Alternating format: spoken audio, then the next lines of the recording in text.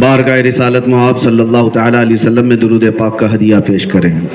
اللہم صلی علی سیدنا محمد معدن الجود والکرم وآلہ واصحابہ الکرام وابنہ الکریم وبارک وسلم صلاة دائمة سرمدا ابدا۔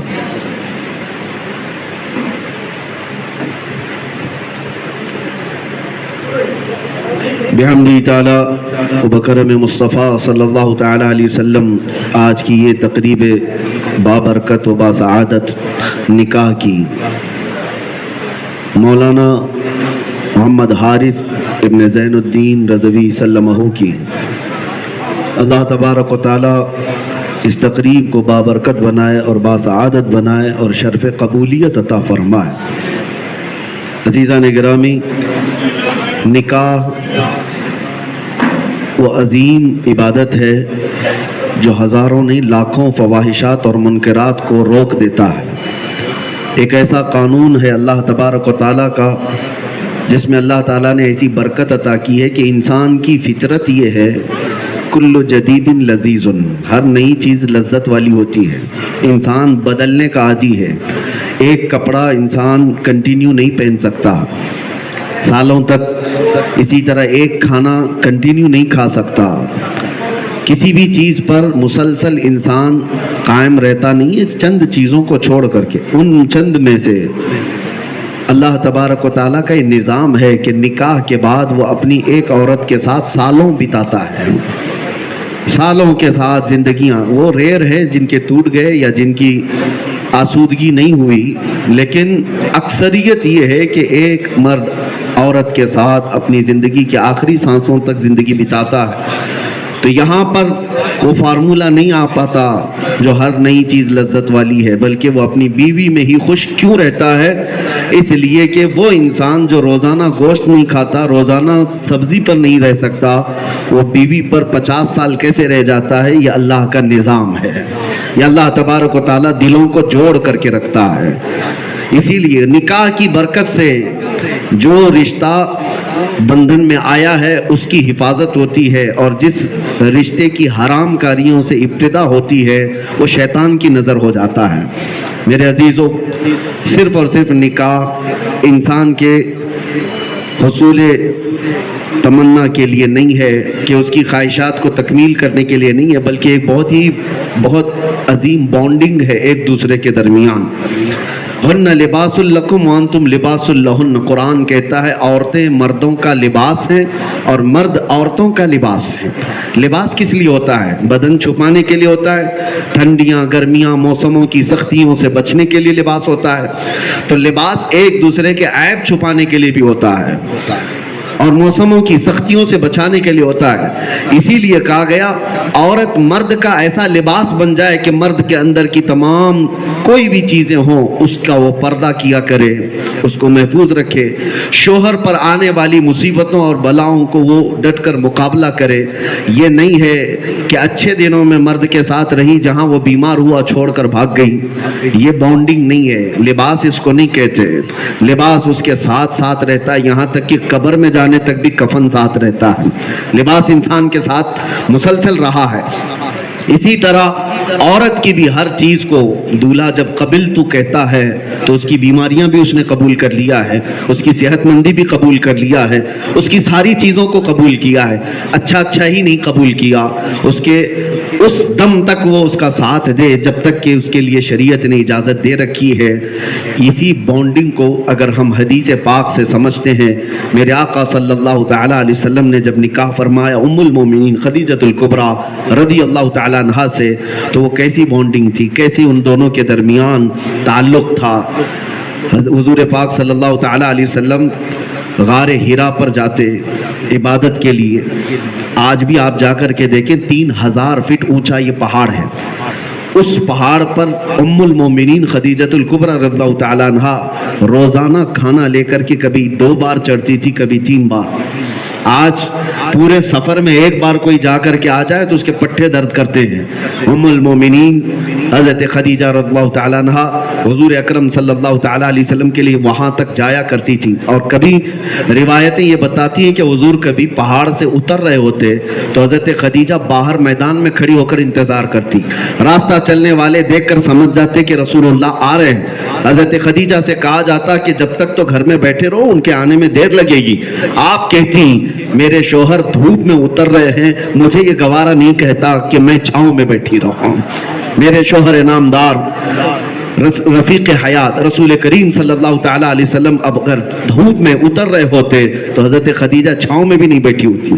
پھر یہ ایک طرفہ نہیں ہوتا، جیسے مردوں کی یہ تمنا ہوتی ہے کہ عورت ہمیشہ وفاداری کرے، مردوں کی یہی تمنا رہتی ہے کہ عورت اس کا احترام کرے، استقبال کرے، گھر میں خوشی سے اس کو سامنا کرے۔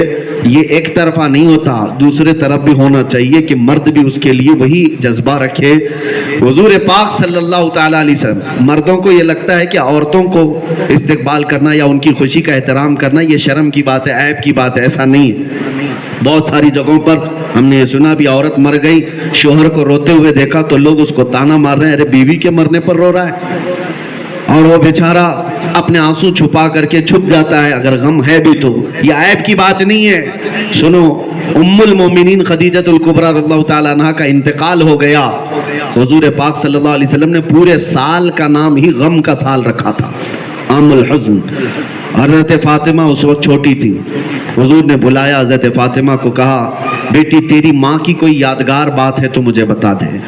حضرت فاطمہ روتے ہوئے کہتی ہیں ابا جان، انتقال سے 2-3 دن پہلے میری ماں نے مجھے بلا کر کہا تھا فاطمہ میرا آخری وقت ہے، میری صرف اتنی خواہش ہے کہ میں مر جاؤں تو میرے کفن میں تمہارے بابا جان کا جبہ ساتھ رکھ دینا، رسول اللہ کا جبہ ساتھ رکھ دینا۔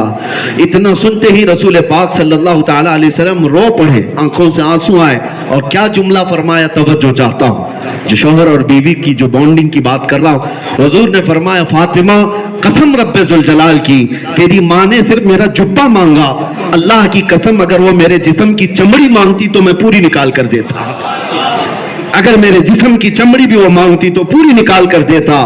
حضرت خدیجہ الکبریٰ رضی اللہ تعالیٰ عنہا کے لیے رسول کریم صلی اللہ تعالیٰ علیہ وسلم کے یہ احساسات تھے، یہ ایک بہت عظیم بانڈنگ ہے۔ میں نے تھوڑے دن پہلے ہی ایک چیز پڑھا تھا، عرب کی ایک سرزمین پر شوہر اور بیوی کے سلسلے میں بہت سارے آج کے جو نوجوان ہیں یہ ساری زندگیاں اپنی سوشل میڈیا پر ڈیپینڈ رکھے ہوئے ہیں، وہاں جو کچھ بھی دیکھ رہے ہیں اسی طرح زندگی گزارنے کی کوشش کر رہے ہیں۔ تمہارے لیے نمونہ عمل گوگل نہیں ہے اور سوشل میڈیا نہیں ہے، رسول پاک صلی اللہ تعالیٰ علیہ وسلم اور ان کے اصحاب کی سیرت ہے، وہاں سے زندگیاں ہمیں اڈاپٹ کرنی چاہیے۔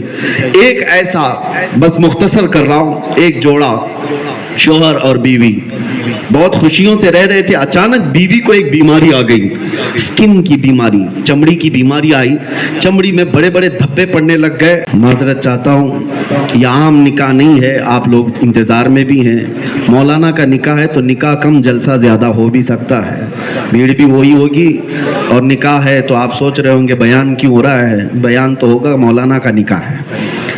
خیر، یہاں علماء کی بڑی تعداد ہے، اساتذہ موجود ہیں ہمارے۔ میں عرض کر رہا تھا، ایک ایسا جوڑا، عورت کے جسم میں بیماری شروع ہو گئی تھی، سکن کی بیماری، دھبے پڑ جاتے تھے، لا علاج بیماری، اور وہ دھبے بڑھتے بڑھتے یہاں تک آ گئے کہ اس کے چہرے پر، اور بہت بدصورت چہرہ بن سکتا تھا، ابھی بیماری شروع ہوئی، لیکن یہ سکن کی بیماری سے عورت نے اپنا کانفیڈنس کھو دیا، اندر سے جو ایک احساس کمتری ہوتی ہے کہ میں بدصورت ہو گئی تو شاید شوہر چھوڑ دے گا، چہرہ ہی خراب ہو گیا تو میرا شوہر کہاں میرے ساتھ رہ سکتا ہے، تو یہ اس کے اندر سے جو فکر کھا رہی تھی وہ اسے اور کمزور کر جا رہی تھی، وہ بیمار ہوتی چلی گئی۔ سکن کی بیماری اتنی نہیں تھی لیکن سوچ کی بیماری زیادہ بڑھ گئی اور ڈپریشن میں آ گئی، کمزور ہونے لگی۔ اتفاق ایسا کہ اس کا شوہر ایک بار کہیں بائک سے جا رہا تھا اور راستے میں گر گیا، ایکسیڈنٹ ہوا، اور ایکسیڈنٹ ایسا ہوا کہ اس کو لا کر ہاسپٹل ایڈمٹ کیا گیا، بعد میں پتہ چلا کہ اس کی آنکھیں چلی گئی، آنکھیں چلی گئی، اندھا ہو گیا، اور اس کے بعد اس کو گھر لایا گیا جب ڈسچارج کر کے۔ مسئلہ یہ تھا کہ اب وہ اپنے طریقے سے کچھ کر نہیں سکتا تھا، بیوی کی مدد سے ہی اس کو کھانا دینا، پانی دینا، پکڑنا، ساری چیزیں بیوی کرا رہی تھی اور یہ دیکھ نہیں پاتا تھا۔ خیر، یہ اندھا ہو گیا اور وہ جسم سے اپنے داغ دھبوں والی بیماری میں مبتلا رہی. جیسے تیسے 2 سال گزر گئے.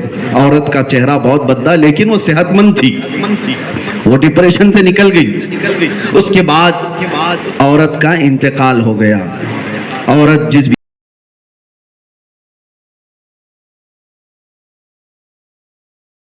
بیماری میں مبتلا تھی انتقال ہو گیا, اسے کفنایا گیا, دفنایا گیا. لوگ جو رشتہ دار باہر آئے تو دیکھا یہ اندھا صحیح تھا, اپنے ہاتھوں سے کھانا پانی سب کو پروس رہا ہے اور خود چل رہا ہے پھر رہا ہے. لوگوں نے دیکھا کہ اچانک اس کی آنکھیں کہاں سے آئی. اس سے پوچھا گیا تو کہتا میں اندھا کبھی ہوا ہی نہیں تھا, 2 سال سے میں اندھا ہوا ہی نہیں تھا. صرف میں نے یہ اندھا ہونے کا اس لیے ایکٹ کیا تاکہ میری عورت کو یہ احساس ہو کہ میں اس کے چہرے کو نہیں دیکھ رہا ہوں, وہ اتنے دن بھی خوشی سے جی کر چلی جائے. جتنے دن اس کی زندگی کے باقی ہیں وہ اتنے دن بھی خوشی سے جی لے. اس لیے کہ اس کے اندر جو احساس کمتری آ رہی تھی کہ میں اسے چھوڑ دوں گا یا میں اسے بدصورت سمجھ رہا ہوں, یہ ڈپریشن اسے کھا رہا تھا اور میں چاہتا تھا کہ وہ مجھے اندھا سمجھ کر خوشی سے جی لے. یہ ایک بہت عظیم بانڈنگ ہوتی ہے شوہر اور بیوی کی. اسی لیے میں کہتا ہوں دنیا میں جتنے رشتے ہیں, ماں کا رشتہ, باپ کا رشتہ, بھائی کا رشتہ, بہن کا رشتہ, سارے رشتے دنیا میں آ کر کے بنے ہیں. شوہر اور بیوی کا رشتہ جنت میں بنا ہوا ہے. حضرت آدم علیہ السلام کا نکاح حضرت حوا کے ساتھ, یہ پہلا رشتہ ہے انسانی رشتہ. شوہر اور بیوی کا رشتہ جنتی رشتہ ہے. اسی لیے اس کو جنتی بنا کر کے بھی رکھنے کی کوشش کرنی چاہیے. میں دولہے سے اخیر میں اتنی التجا کروں گا, میرا یہ معمول ہے کہ اللہ کے نبی صلی اللہ تعالی علیہ وسلم کی بارگاہ میں ہمیں جو آج قرض کے طور پر میں ان سے کہتا ہوں پیش کرنی ہے وہ یہ ہے کہ حضرت آدم جب حضرت حوا کو ہاتھ لگا رہے تھے تو اللہ نے فرمایا تھا آدم پہلے حوا کا مہر ادا کرو. تو مہر کیا تھا جنت میں؟ تو فرمایا اللہ تعالیٰ نے کہ تمہاری اولاد میں اخیر زمانے میں میرا ایک محبوب نبی پیدا ہوگا, اس پر 20 بار درود بھیجو, آدم تمہارے لیے حوا حلال ہو جائے گی. یہ مہر جنتی مہر تھا رسول اللہ صلی اللہ علیہ وسلم پر درود بھیجنا. مدارج النبوہ شیخ عبدالحق محدث دہلوی رحمۃ اللہ تعالیٰ علیہ نے اس کو لکھا اور اس کے بعد فرماتے ہیں چاہیے کہ ہر دولہے کو آج بارگاہ مصطفیٰ میں نکاح کے دن حضور کی بارگاہ میں درود بھیجنا چاہیے 100 مرتبہ کم سے کم, تاکہ یہاں جو قانونی مہر ہے سونا پیسے یہ تو ادا کر ہی چکے ہو تم, رات ہونے سے پہلے جنتی مہر بھی ادا کرو تاکہ اس روئے زمین پر اللہ تمہیں جنتی زندگی کا لطف عطا فرمائے. یہ دولہے کے لیے نصیحت ہے. اور آخر میں یہ کہوں گا اللہ تبارک و تعالیٰ کی بارگاہ سے توجہ رکھے, نیت یہ ہو جو بچے ابھی شادی کے باقی ہیں جن کی ہو چکی وہ دعا کرتے رہیں, اور جن کی نہیں ہوئی ہے وہ بھی دعا یہ کرے کہ اللہ تعالیٰ مجھے تحسین فرج عطا فرمائے. یہ میرے بہت بزرگ استاد نے کہا تھا نیت یہ کرو تحسین فرج کا مطلب یہ ہے کہ اے اللہ مجھے شرمگاہ کی حفاظت عطا فرما. تو اللہ تعالیٰ تمہارے حق میں وہ عطا کرے گا کہ اس ایک عورت کے ساتھ تم پوری زندگی بتاؤ گے, دوسروں پر تمہاری نظر نہیں جائے گی, تم آسودہ حال رہو گے, ہمیشہ سیراب رہو گے. اللہ تعالیٰ یہ دعائیں ہماری سب کی قبول فرمائے. اور معاشرے کے اندر جو آج بے حیائی اور برائی پھیلی ہوئی ہے, میں ابھی 2 دن کل پرسوں جمعہ کے اندر میں بڑے جذباتی انداز میں ہبلی میں یہ بیان کیا. وجہ یہ ہے کہ ہبلی کے کئی علاقوں میں جو حالات ہمارے سامنے آئے, اللہ کی پناہ بولنے سے کلیجہ منہ کو آتا ہے. ہم بول بھی نہیں سکتے کہ یہاں پر بھائی بہن سے سگی بہن سے زنا کر رہا ہے. یہ جو سچویشن آئی ہے کیا یہ امت مصطفیٰ کی ہے؟ یہ بدکاریاں کیسے عام ہوئی؟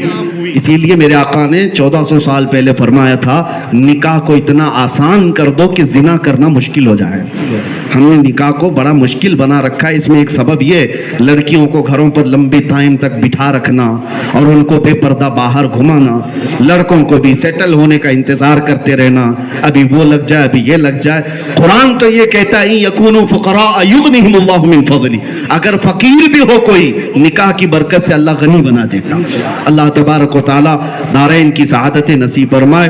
میرے خاندان میں آج مولانا محمد حارث سلم میرے بھتیجے اور ہمارا یہ خاندان آل محمد اللہ تبارک و تعالیٰ اس کو سلامت رکھے اور باسعادت رکھے, برکت عطا فرمائے. باقی کی نکاح کی کاروائیاں استاذ الاساتذہ فخر الاماثل حضرت العلام مفتی زبیر احمد صاحب قبلہ ادام اللہ اقبالہ فرمائیں گے، اور میرے عم محترم حضرت العلام مولانا فضل بن حسن مسلیہ